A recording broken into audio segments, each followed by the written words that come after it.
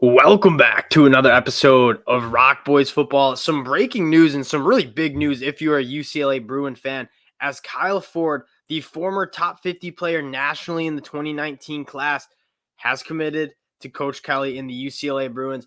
This is a really fun story, and before we get into it again, I just want to say thank you to you guys.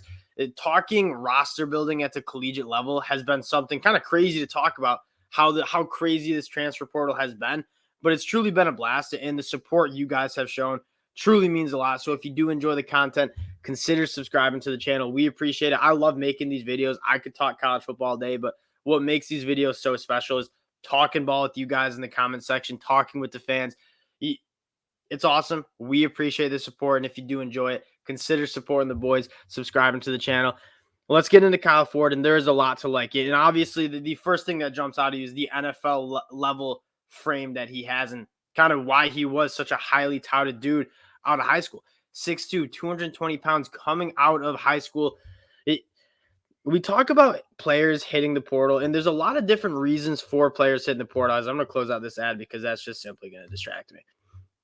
There's a lot of reasons for guys hitting the portal. One, maybe they just went to a program that was too good and they really couldn't crack it, and maybe just need to take a step down in competition. And then there's the reverse, where you get the G5 guys who should have been P5 guys and transfer up. Kyle Ford's in a situation where I think this guy's a dang good football player. You look at what he's done in his career, like he's been pretty productive. 365 yards and 2 touchdowns last year, 250 yards and 2 touchdowns the year before. What seemed to happen with him is that USC wide receiving room is loaded. Like, you had Jordan Addison last year, you have Mario Williams, Taj Washington, 2 5-star wide receivers coming in the 2023 class. Kyle Ford's a very, very good football player who just kind of got buried in a really, really talented position group for USC. And it's a perfect fit. One, UCLA wanted this kid out of high school. He was on their list. I believe he took an official visit. The second is UCLA, if you look at their roster, you like what you're coming in with your depth chart. Obviously, a guy like Dante Moore coming in at that quarterback position. I don't know if he'll start as a true freshman, but he's a very talented dude that raises the ceiling of what this offense can be. And I'm hearing rumors at 24/7 Sports that he might be the #1 player in the whole entire country passing Arch Manning when they finish those rankings in February. What they maybe needed a little bit and what they might have lost was at that wide receiver position. Jake Bobo, the transfer from Duke, I was a huge fan of. He's gone. Kashmir Allen, I believe he was a Texas A&M kid, but was at UCLA for a couple of years. He's also gone, and there's kind of this void in the pass-catching unit for UCLA, and they've kind of hit the portal and went and attacked that. And Kyle Ford, in my mind, could instantly become the most impactful player at the wide receiver position for UCLA. What this guy brings, and you didn't see him a ton because, again, didn't get a ton of playing time at USC, stretches the field vertically extremely well. And I kind of see him, Jake Bobo, not necessarily vertically stretcher, but a big body dude who is a quarterback's best friend. Kyle Ford has a little bit more athleticism to not only work the middle of the field like a big body wide receiver, but win vertically and go track balls. And that physical frame that he has, I think, will add to the explosive element for UCLA in terms of air yards, pushing the ball down the field.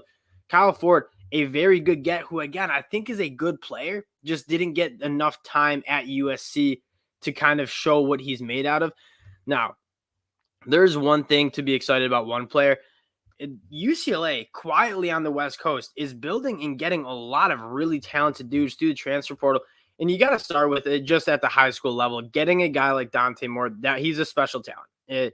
Again, the #2 player nationally, according to 24/7 Sports, only behind Arch Manning. And I think there's a really strong argument from the camps that he's had that he might be the best pass thrower in the whole entire class in 2023. A guy that could start as a true freshman. I'm kind of interested to hear what you guys think, because Colin Schiller coming in from Kent State. Obviously, Ethan Garbers is a talented dude. Interested to hear what you guys think about this, but think about whoever's playing at quarterback. They're getting a lot of weapons on the offensive side of the ball. Looking through, UCLA brings in Kyle Ford coming from USC, a very talented dude. Michael, and I don't want to mess up his name, Michael Stravidin coming from Cal. That was a brutal offense where this dude is talented. And you see what they ranked him out of the transfer portal in 92 grade. He was a top 50 guy, according to 24/7 Sports, in the transfer portal. There's a lot of good transfers in the portal, and he was one of the better ones at that wide receiver position. You're bringing in 2 guys who probably lead the team in receiving yards, both Ford and Michael Stravidin. And I should have looked up how to say his name better. But from what I've heard at Cal, a very good player. Another guy that you should keep your eye on, Carson Steele, a pet alligator apparently, but beautiful looking hair. And you lose a guy like Zach Charbonnet, who is an absolute stud. And as a Michigan fan, it didn't hurt to see him be so successful at UCLA because we had our good running backs as well.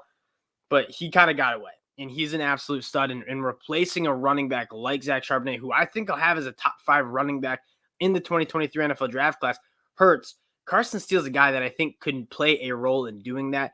You continue to take a look at, and you're kind of seeing a trend is they're attacking the offensive side of the ball. Anthony Atkins coming over from Army, another guy that he's very good with the ball in his hands, tight end from Oregon. And then kind of what you have to talk about, the burner, Jake Helmetscher from Princeton at that edge position. And then Colin Schlee coming over from Kent State. You're going to see a quarterback battle.